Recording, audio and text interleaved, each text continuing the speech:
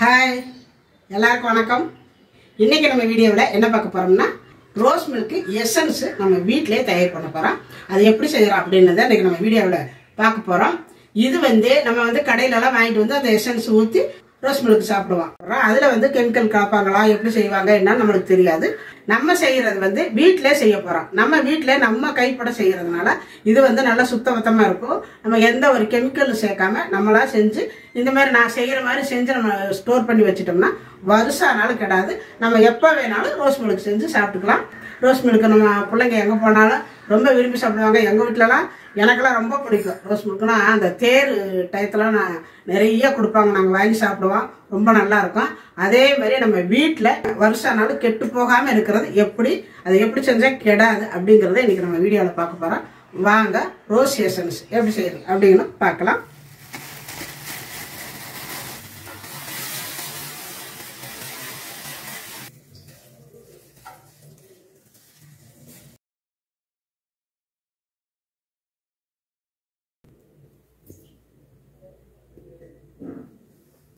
இரநூறு கிராமு பன்னீர் ரோஸ் வாங்கியிருக்கிறேன். 200 gram 250 gram சர்க்கரை எடுத்திருக்கிறேன். கலருக்காக ஒரு 2 பீட்ரூட் எடுத்திருக்கிறேன். ஒரு அரை லெமன். இவ்வளவு தாங்க இதுக்கு தேவையான பொருட்கள். ரொம்ப ஈஸியாக செஞ்சு முடிச்சிடலாம். இப்போ நம்ம வச்சிருக்கிற இந்த ரோஸை இந்த தண்ணிக்குள்ள பிச்சு போட்டுக்கணும். இது எல்லாத்தையும் நம்ம இந்த ரோஸ் அது இயகல் மட்டும்தான் வேணும் நம்மளுக்கு. இந்த மாதிரி இந்த பூ மட்டும்தான் வேணும். இந்த மற்றபடி இந்த உள்ளே இருக்கிறதெல்லாம் வேண்டாம். இப்படி எடுத்துருங்க.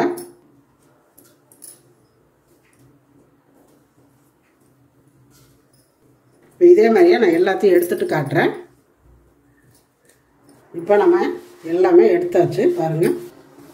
இந்த மாதிரி எடுத்தாச்சு. நம்ம தண்ணிக்குள்ள போட்டுருக்குறோம். இதை நல்லா கழுவி எழுதி ஒரு பாத்திரத்தில் போட்டுக்கலாம், வடைச்சட்டிக்குள்ள.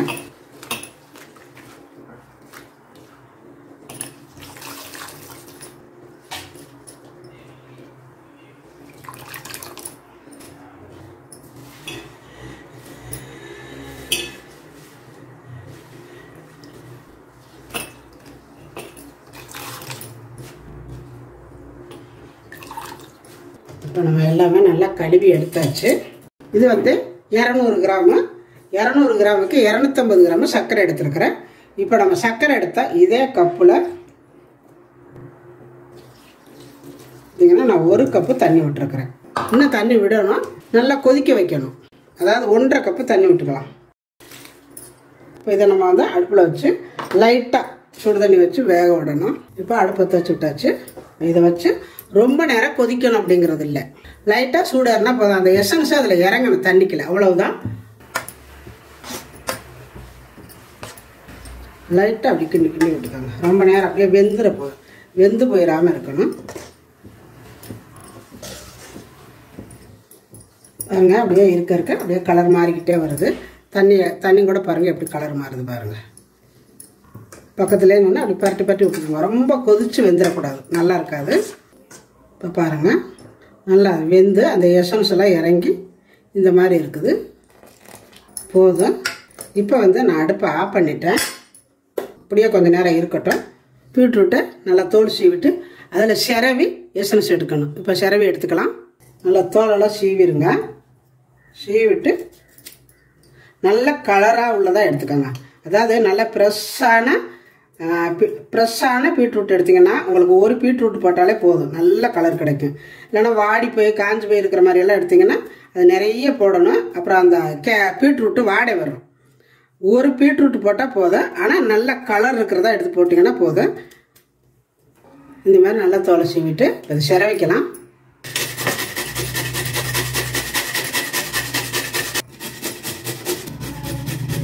இந்த மாதிரி நான் சிரவி வச்சுருக்கிறேன். இப்போ நம்ம சிரவி எடுத்தாச்சு. நான் 1.5 பீட்ரூட் போட்டிருக்கிறேன். பவுல் எடுத்து வச்சுருக்கிறேன். இந்த பவுலில் இந்த பீட்ரூட்டை சேர்த்துக்கலாம். இப்போ நம்ம வேக வச்சுருக்கிறோம் பார்த்திங்களா இந்த எசன்ஸு. இதில் இருந்து கொஞ்சம் போல் தண்ணி இருக்கிறதுனால இருத்துக்கலாம். நான் அளந்து வச்சுருக்கிறேன். அதனால் இதில் இருந்து தண்ணியை இருத்து ஆற வச்சு இதில் ஊற்றி அதிலேருந்து எசன்ஸ் எடுக்கலாம். இல்லைன்னா நீங்கள் அதிலேருந்து கூட தண்ணி டைரெக்டாக பச்சை தண்ணியை ஊற்றி மறுபடி இருத்ததில் ஊற்றினா ஆனால் நிறைய வரும். நம்ம அளவு இல்லாமல் போயிடும். சர்க்கரைக்கு அதுக்கு நிறைய போயிட்டே இருக்கும். அதனால இப்போ இந்த தண்ணியை அதில் ஊற்றி நம்ம எசன்ஸ் எடுத்துக்கலாம். இதை நம்ம புளிச்சு எடுத்துட போகிறோம்.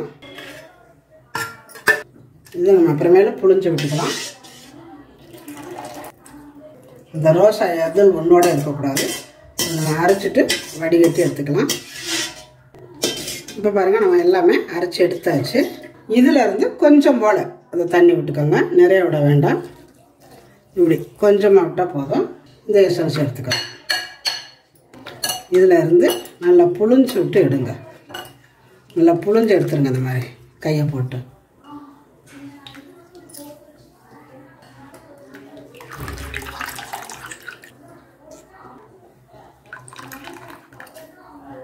இந்த மாதிரி நல்லா புளிஞ்சு எடுத்துருங்க. இது எல்லா தண்ணியும் இதை ஊற்றிடாதீங்க. ஏன்னா இந்த சக்கை வந்து அந்த ரோஸ் எசன்ஸ் அந்த வாடை எடுத்துரும். இதில் போட்டிங்கன்னா இங்கே வந்து நம்மளுக்கு ரோஸ் எசன்ஸில் வந்து அந்த ரோஸ் வாடை கிடைக்காது. அதனால் கொஞ்சமாக தான் ஊற்றிக்கணும். இந்த தண்ணி அப்படியே இருக்கணும், அதில் கொஞ்சம் போல் எடுத்து ஊற்றிக்கணும். இப்போ இந்த எசன்ஸ் இதில் ஊற்றிக்கோங்க.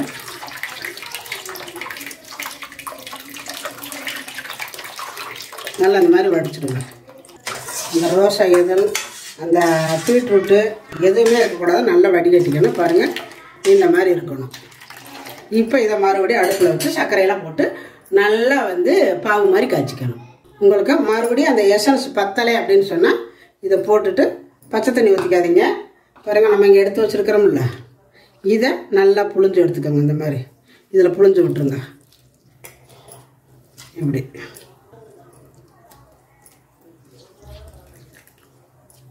இப்படி புளிஞ்சு எடுத்துட்டு இந்த தண்ணியை சேர்த்து மறுபடியும் ஒரு லைட்டாக புளிஞ்சு விட்டுக்கிட்டிங்கன்னா நல்ல எசன்ஸ் கிடைக்கும். இப்போ இதை மறுபடியும் ஒரு அலசி பாருங்கள், இந்த மாதிரி.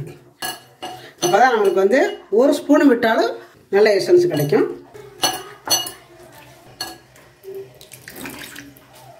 நீங்கள் வந்து இதில் வேறு தண்ணி ஊற்றுனீங்கன்னா தண்ணி எக்ஸ்ட்ரா ஆகிரும். அதனால் அதே தண்ணியில் கொஞ்சம் கொஞ்சம் ஊற்றிக்கோங்க. காஞ்சிட்ருக்குது. இல்லை அப்படி கையை வச்சு கூட வடிச்சுக்கலாம்.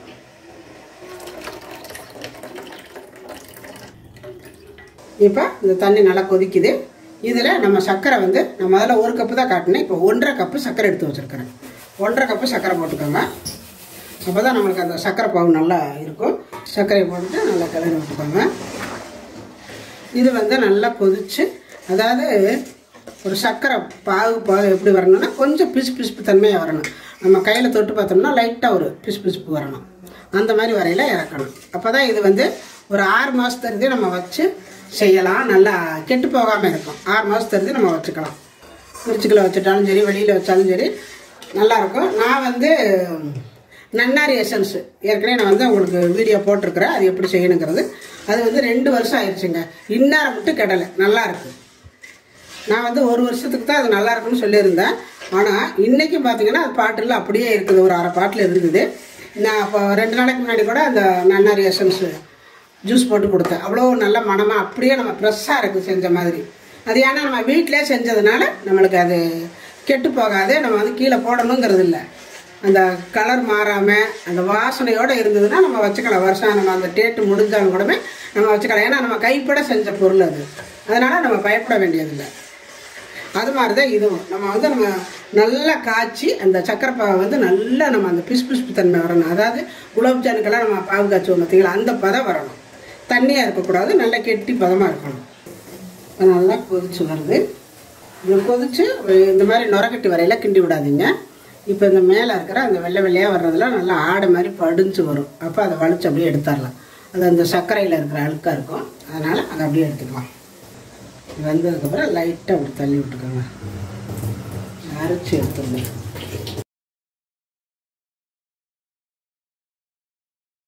பாருங்க, அப்படி எடுத்துருங்க. நல்லா கொதிச்சு வத்தட்டும்.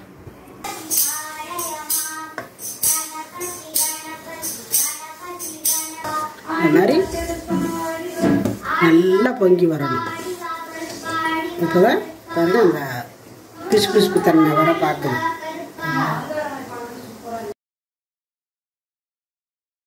அடுப்பை குறைச்சி வச்சுட்டு இப்போ பாருங்கள் எவ்வளவு இருந்தது தண்ணி. இப்போ எல்லாமே நல்லா வற்றி ஓரளவு அந்த கரெக்டான பதத்துக்கு வந்திருக்குது. பாருங்க,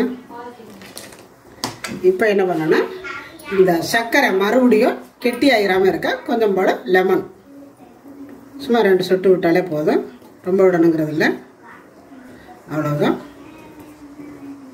போதும். பாருங்கள், நல்லா அப்படி தொட்டு பார்த்தீங்கன்னா அது ஒரு பிசுபிசுப்பு தன்மை வரும். பாருங்க, நல்லா ஒரு பிசுபிசுப்பாக இருக்குது. இப்படி நல்லா அப்படி பிசுக்குன்னு வரணும். பாருங்கள், கையில் ஒட்டுது. அந்த மாதிரி இருந்துச்சுன்னா அதாவது ரொம்ப நாளைக்கு நம்ம வந்து யூஸ் பண்ணலாம். வச்சுருந்து நம்ம அப்படியே லைட்டாக சூடு பண்ணி கூட இறக்கலாம், ஒன்றும் பிரச்சனை இல்லை. 1 மாதம் 2 மாதத்துக்குள்ளே கெட்டு போயிடும். இப்போ இவ்வளோ கஷ்டப்பட்டு நான் வந்து ஒரு 1/4 மணி நேரமாக இதை வந்து கொதிக்க வச்சுருக்கிறேன். நல்லா வத்திருச்சு. இந்த மாதிரி நம்ம வைக்கும் பொழுது இதை வந்து நம்மளுக்கு 1 வருஷத்துக்கு மேலேயே வரும். ஆனால் அவ்வளோ நாளைக்கு வச்சுருக்க மாட்டாங்க எங்கள் வீட்டில். இப்போ நல்லா வெயில் காலம் தானே, எல்லாம் ஊற்றி சாப்பிட்ருவாங்க. பாருங்கள், நல்லாயிருக்கு. இப்போ நம்ம அடுப்பை ஆஃப் பண்ணிடலாம். ரொம்ப அழகாக சூப்பராக வந்திருக்குது. இது வந்து ஆறட்டும். இப்போ நல்லா ஆறிடுச்சு. பாருங்கள், இப்போ எப்படி இருக்குன்னு பாருங்கள். இந்த பிசுபிசுப்பு தன்மையோடு இருக்குது பாருங்கள். இப்போ நீங்கள் தொட்டு பார்த்தீங்கன்னா உங்களுக்கே தெரியும். பாருங்கள், நல்லா பிசுக்குன்னு இருக்குது. இந்த மாதிரி தான் இருக்கணும். இது நல்லா ஆறினதுக்கப்புறம் ஒரு பாட்டில் ஊற்றி வச்சுக்கணும். பாருங்கள், இப்போ இந்த மாதிரி ஒரு கண்ணாடி பாத்திரத்தில் ஊற்றி வச்சுக்கலாம். நான் 2 பாட்டில் ஊற்றி வைக்க போகிறேன். இங்கே ஒரு பாட்டில் ஊற்றி வச்சுட்டு ஊருக்கு கொஞ்சம் இன்னொரு பாட்டில் ஊற்றி எடுத்துகிட்டு போகிறேன். பாருங்கள், செமையாக இருக்குது. இப்போ ரோஸ் மில்க்கு ரெடி பண்ணிக்கலாம். அதுக்கு இது வந்து காய்ச்சி நல்லா ஆறினதுக்கப்புறம் ஃப்ரிட்ஜுக்குள்ளேருந்து ஜில்லுன்னு எடுத்துகிட்டு வந்திருக்கிறேன். இப்போ இதை ஒரு பாட்டில் ஊற்றிக்கலாம்.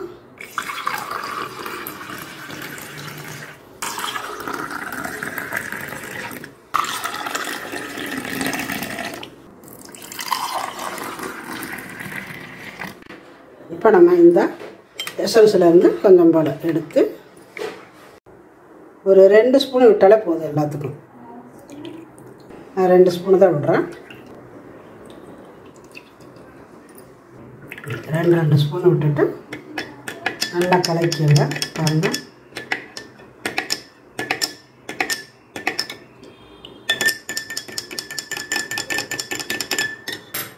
நம்ம வீட்டிலையே அதாவது ரோஸ் எசன்ஸ் தயார் பண்ணி ரோஸ் மில்க் பண்ணியாச்சு.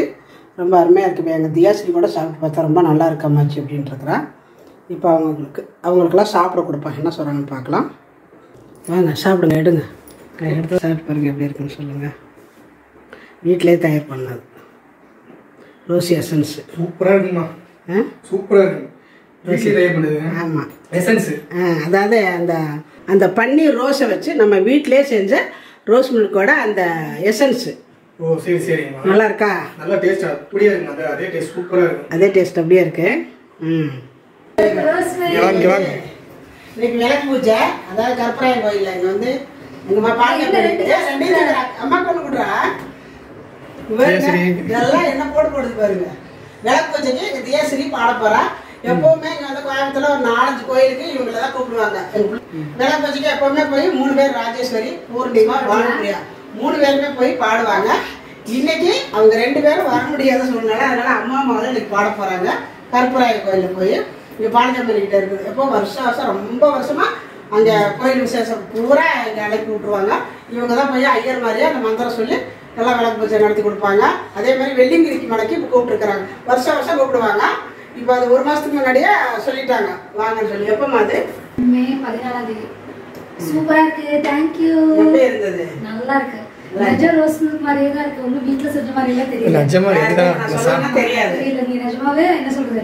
வெளிய ரோஸ் மில்க் வாங்கி போய் காசு இருக்கு. நீங்க எசன்ஸ் மாதிரியே கம்பெனி போய் பார்த்துட்டு செஞ்சிருக்கீங்க போல. கம்பெனி போய் பார்த்துட்டு வந்து தான் செய்யணும். பார்த்துட்டு வந்து தான் செஞ்சிருக்கேன். என்ன பார்த்துட்டீங்க? அவங்களுக்கு தான் சொல்லி எப்படி இருக்குன்னு. கம்பெனில இருந்து அந்த ரோஸ் மில்க் எசன்ஸ் தயாரிச்சு சாப்பிட்ட மாதிரியே சூப்பர். இப்போ இதே மாதிரியே நீங்களும் வந்து எசன்ஸ் தயார் பண்ணி வச்சுக்கோங்க. ரொம்ப ஈஸியான வேலை தான். 4 பொருள் இருந்தால் போதும். நம்ம அந்த பன்னீர் ரோஸ் வாங்கி இது மாதிரி நீங்கள் பண்ணி வச்சுட்டிங்கன்னா இந்த வெயில் காலம் வந்துச்சு பார்த்தீங்களா, அப்போ அந்த குழந்தைங்கலாம் வந்து பால் இருந்ததுன்னா அந்த பாலில் கொஞ்சம் கூட ஊற்றி நல்லா சூப்பராக சாப்பிட்றாங்க. இல்லாட்டி கடைக்கு போகலாம், அங்கே போகலாம், அது வாங்கலாம், ஜூஸ் வாங்கலாம், இது வாங்கலாம். இதெல்லாம் வேண்டாம், கடையிலலாம் போய் ஜூஸ் வாங்கி சாப்பிட்றாங்க. அதனால் நிறைய பேர் வாங்கி சாப்பிட்டுட்டு என்னென்னவா பண்ணுதுங்கிறாங்க. இது நம்மளே இயற்கையாக நீங்கள் பார்க்க எந்த ஒரு கெமிக்கல் இல்லாமல் நம்ம செஞ்சுருக்கிறோம். இதை வந்து நம்ம அதாவது பாலில் தான் போட்டு சாப்பிட்றோம் அப்படிங்கிறது இல்லை. சும்மா ஜில்லு தண்ணி இருந்துச்சுன்னா எடுத்து ஊற்றி அதில் ஒரு லெமனை புழிஞ்சு இந்த எசன்ஸில் ஒரு 2 ஸ்பூன் விட்டு குடிச்சா கூட அதுவும் சூப்பராக இருக்கும். ரொம்ப நல்லா இருக்கும். நன்னாரி ஜூஸ் மாதிரி அதில் கூட விட்டுக்கலாம். நம்ம எப்படி வேணாலும் சாப்பிட்லாங்க. நம்மளே தயார் பண்ணி வச்சுக்கிட்டது இந்த வெயில் காலத்துக்கு எப்போ வேணாலும் கொஞ்சம் போல எடுத்து போட்டு கலக்கி குடிச்சுக்கலாம். சூப்பராக இருக்கும். கண்டிப்பாக இதே மாதிரி நீங்களும் செஞ்சு பாருங்கள். செஞ்சு பார்த்துட்டு எப்படி வந்துச்சு அப்படிங்கிறத எனக்கு கமெண்ட்டில் சொல்லுங்கள். இந்த வீடியோ பிடிச்சா லைக் பண்ணுங்கள், ஷேர் பண்ணுங்கள், செட்நாட் சமையல் சப்ஸ்கிரைப் பண்ணுங்கள். நன்றி.